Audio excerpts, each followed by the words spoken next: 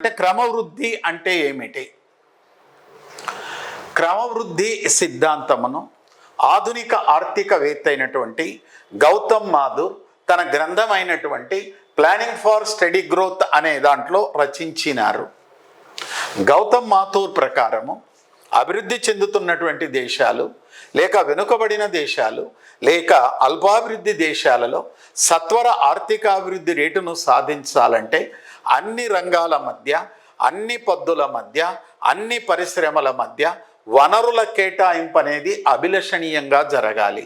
అంటే అన్నిటిలో వాటి యొక్క ప్రాధాన్యతను బట్టి వనరుల కేటాయింపు అనేది జరగాలి. అదేవిధంగా ఉత్పాదకాలు కూడా పరిశ్రమల మధ్య 1:1 రేషియోతో కేటాయింపులు చేయాలి.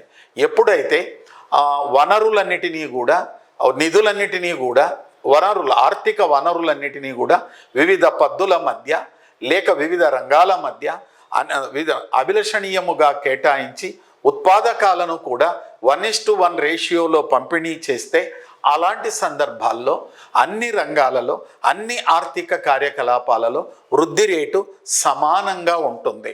ఎప్పుడైతే వృద్ధి రేటు సమానంగా ఉంటే మొత్తము వృద్ధి అనేది గరిష్టంగా ఉంటుంది. దీనినే క్రమవృద్ధి అని అంటాడు.